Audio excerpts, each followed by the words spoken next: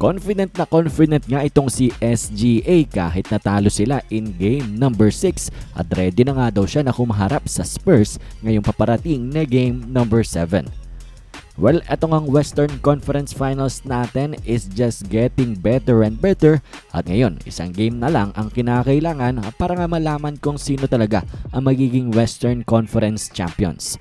At matapos ka ng ating very entertaining game number 6 na nanalo ang San Antonio Spurs sa post-game interview ay ito ang si SGA ay natanong nga siya sa paparating na game number 7.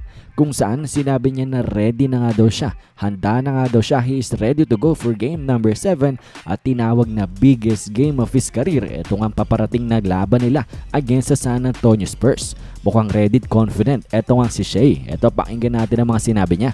Fighting through stuff, but how much mental and physical fatigue do you have and how are you fighting through it? Oh, I'm good. I'm ready to go. Biggest game of my career. Oh, I'm good. I'm ready to go. Biggest game of my career. Yep. Is it the biggest game? It's the next game, and if I lose, my season's over.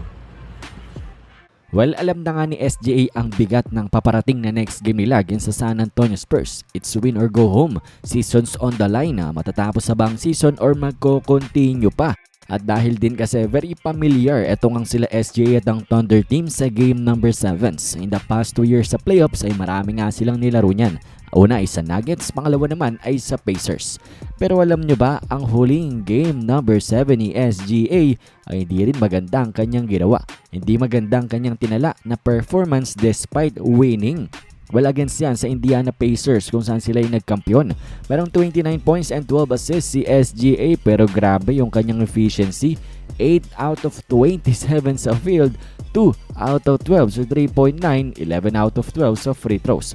At meron siyang 29% na field goal percentage. Mapa MVP man or mapa role player ay this is definitely a bad game.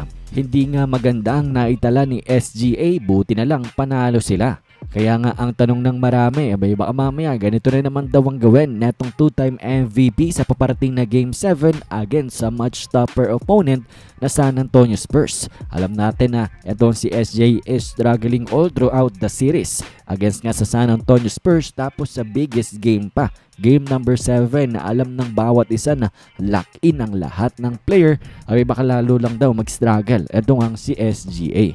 Kaya nga't ayan ang inaabangan ng maraming NBA fans sa paparating na laban nga nila sa linggo alas 8 ng umaga.